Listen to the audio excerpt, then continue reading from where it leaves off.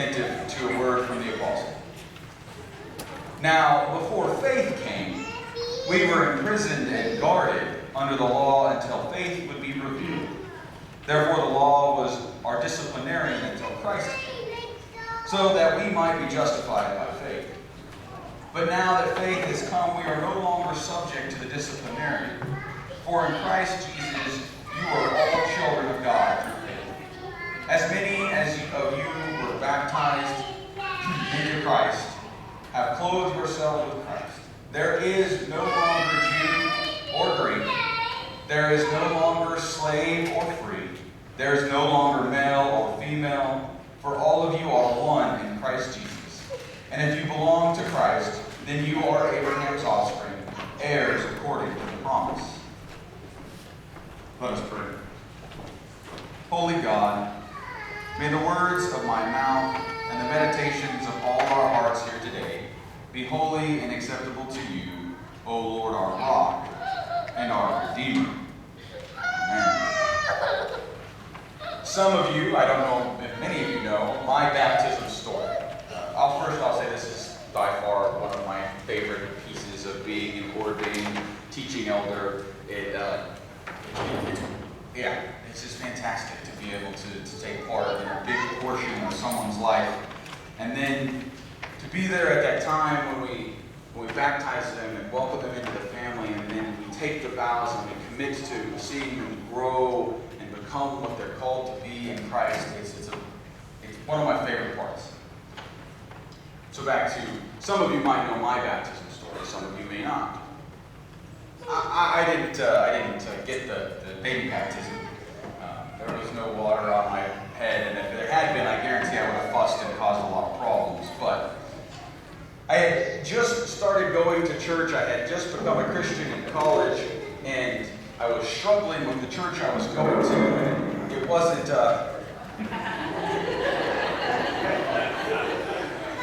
might be why I said that. I was really struggling with the church that I was going to, and I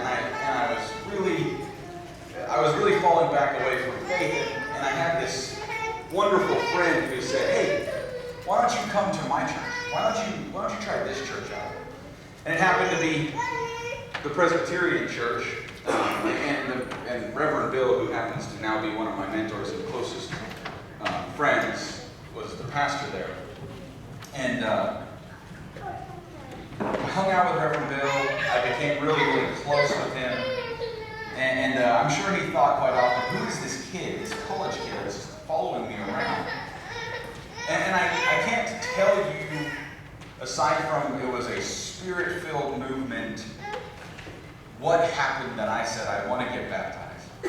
But I went to Reverend Bill and I said, Reverend Bill, I want to get baptized. I've never been baptized. And he said, okay, well, let's make it happen. So my grandparents, who raised me, were coming into town. They were coming to visit me at college and go to one of my track meets. And I was a junior at the time. And so, like a good kid, I didn't tell them. I didn't prepare them for, I'm going to get baptized. I'm going to let them be like, ooh, shocked. That was really bad to see. Because I've never seen them cry in such a wonderful way, but I mean, it was the dirty crying, like the snot and all of it. Because Grandma got there, she got the bulletin, and Reverend Bill had I don't know if he knew that I was trying to surprise him, but we put that we were baptizing Dempsey today in the bulletin. He just put sacrament of baptism in the bulletin. So they still didn't know. We're at worship, and they thought, oh, there's a baptism day. I love baptism. And I said, yeah, there's baptism today. So Reverend Bill gets up there and he says, well, Dan Jessop, would you come forward to get baptized? Oh, it was just tears and just awful and wonderful. And I remember the water.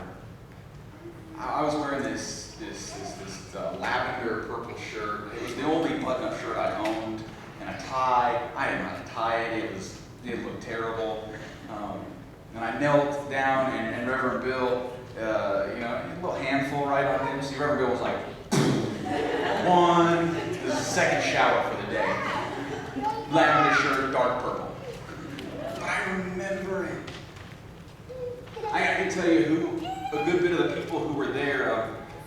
Hauser was in the front row, who was one of the professors at the college, and I'm not going to say his name. You can ask my advisor's name later, because it just sounds inappropriate. So he was there, and Dr. Wilhelm was there, and there was all these people from the college that I went to, and all these people from the church, and my grandparents.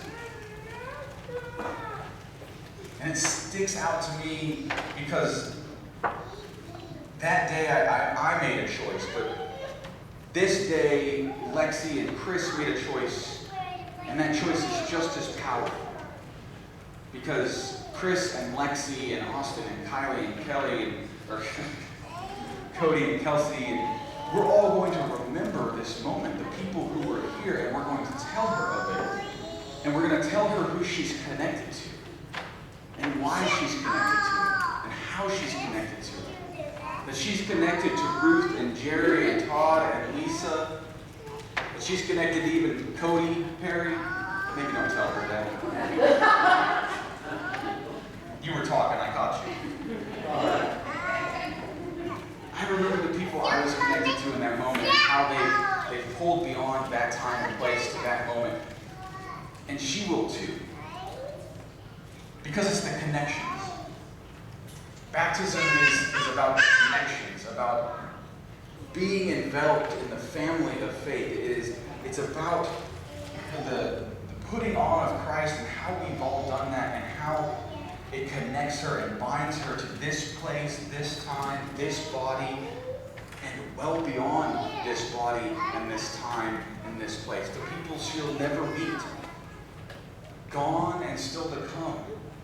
She is bound to them. We are bound to them. Connection is why we're here. We're hardwired for it, to connect to others. It gives us purpose. We confess a triune God, and in God's own self, and we're in the image of that God. That God is a connected community within God's self. So we are too.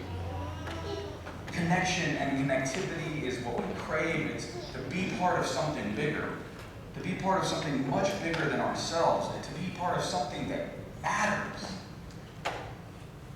That's why when we see people who are only for themselves, right, it makes us uncomfortable. When we see selfish, greedy people, we kind of cringe and withdraw from them, because we're like, because it just doesn't compute with how we're hardwired. We thrive on connection. We thrive on family. We thrive on moments like this. And today, Chris and Lexi have taken part and affirmed that with her godparents and her grandparents and her extended church family, and well beyond that. Her baptism is a connection to be part of a larger family. This stole and this robe were given to me by the same lady. I'm going to not cry. Miss Miriam Stewart in the South. She called me, and Miss Miriam was tough. She was 80 years old, had a crooked finger, and she would point at you with the second knuckle, and when she was pointing at you, you knew you better listen. Miss Miriam was the most honest, faithful, forthright, wonderful person. People were scared of her because she told you what she thought. She was right there. There was no barriers. I love Miss Miriam because I was from a different place. There was, when you're in the South, there's this run around the bush thing, and she went right through the bush and just told you. And I was like, yeah, that's the way I want to be. But anyhow, her son was the chair of my nominating committee at my first church, and he said, hey, Mama said that you need to go get measured for your suit, for your robe. And I was like, okay. I'm just going to wear an old choir robe until I got the money up. He said, no. So I got measured, and I went to her house. A couple weeks, you were with me, weren't you? And she said, the robe's here. You need to try it on. She paid for it. All these robes aren't cheap. And she said, I want you to know this. My husband and I, Dr. Charles was long gone before I got there. We bought the ministers their first robes. That's what we do. Because I want you to remember where you come from. I want you to remember your first church and the things you learned, and I want you to remember the hard times and the good times and the beautiful times. I want you to remember how it started, so that when you go out into the world and continue this faith thing, you take it with you as a leader. I don't fit in this robe anymore. But you think I'm going to buy a new one? She got me this stole because I was doing funerals without a white stole. And she said, you need one. Dempsey's connected to Miriam Stewart. That's just one of the coolest things to me. It's one of the most powerful things. She's connected to this wonderful old lady who passed away and was just an example of Christian goodness and wonderfulness and human excellence in Donaldsonville, Georgia. This is what our faith is so very much about.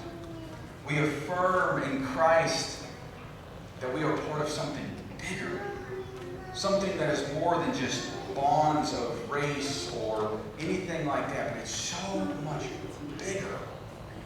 Our faith brings out this bigness and this enormity. And so we commit today for her. We're going to pray for her. We're going to mentor her. We're going to love her, and we're going to show her compassion. We're going to pick her up when she falls down, and we're going to, just like her mom and dad are going to, and just like her family is going to, we are too. And we were going to welcome her into this place over and over and over and over. As many times as she can mess up, we're going to say, come on back. And as many times as she does something great, we're going to lift her up and say, well done, good and faithful. Being baptized and being part of this life signifies that this baptism comes as a union with Christ, and it announces that we have been made one with Christ, and we're made one with one another. And our lives are bound. We clothe ourselves in Christ, and that has moral and ethical consequences, and it leads us to be a certain kind of person. And when we're clothed in Christ, we should emulate Christ and mirror God's justice and goodness to the world. And we start here with these little ones in our midst, and we explode forth to other people. We explode forth to our community. Our baptisms remind us two things. We are broken and we are loved. We are broken and we are loved. We are cleansed, we are called, and we are reminded that we are beloved creation of God. And we're reminded of this because Jesus takes part in this ritual and this cleansing the same way we do. He goes to John at the river banks of the Jordan and says, I am with you all. Jesus once never said, I'm here for you. I'm here with you. I'm amongst you. I will be with you. He didn't say, I'm coming back for y'all. He said, I'm coming back to be with you. With. He takes part in this ritual act because he's with us and he is constantly with us. And I don't know if there's any better news than that. He is with us. That we are not left alone. That we are clothed in his goodness and his mercy every single day. And he is saying yes over and over and over again. And that spirit that descended on him that day that said, this is my beloved, of whom I am well pleased, descends upon us and says, this is my beloved, with whom I am well pleased. Put on Christ. Now here's the moral, ethical piece of baptism and putting on Christ, is that next portion of Paul's letter. He says, once we put on Christ, something happens. Something crazy happens. All those layered up old distinctions that we have made, all those categorical boxes that we have tried to put ourselves in, because we like to box ourselves up just like we like to box one another up. Because if I can say, I am this, then Blair knows what I am. Plain and simple. We don't need to talk any further. Paul says those layered up boxes are gone. There's no distinctions. Now, I'm not saying that we all don't have our unique personality. We don't all have our unique way of being. That doesn't disappear, but the distinctions we make are gone. Whether we baptize that baby, we baptize that 20-year-old in college, or we baptize that, I haven't got to do this one yet, and I know it's going to be crazy when I get to that 75-year-old late life convert who says, I am totally in on this. Those distinctions fade away as we clothe ourselves in the only thing that matters, the joy and the wonder of Jesus Christ, the goodness and the mercy and the compassion and love of Jesus Christ. Paul says, Christ alone matters. Christ is our unity. Christ is our focus. Christ is the line of energy in which our relationships run. Christ is the beginning. Christ is the end. Christ is the cause for which we live. Christ from which nothing can take us, not even death itself.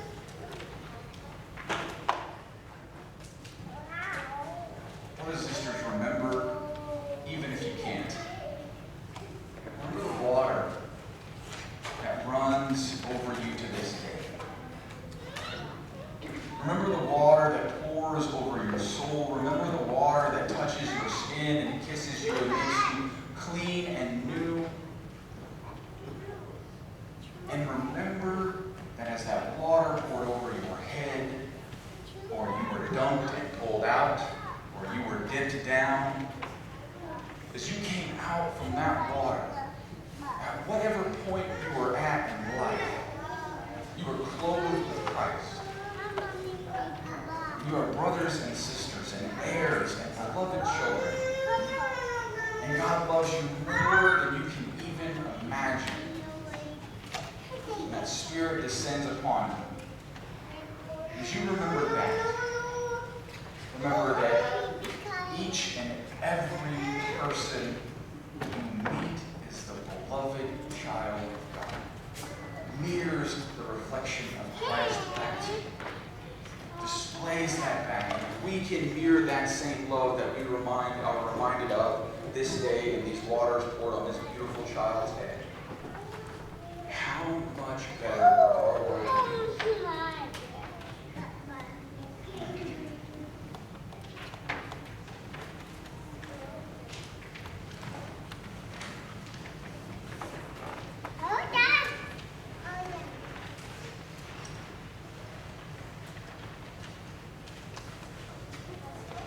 We come to this time of prayer. I ask if there are any joys or concerns this day.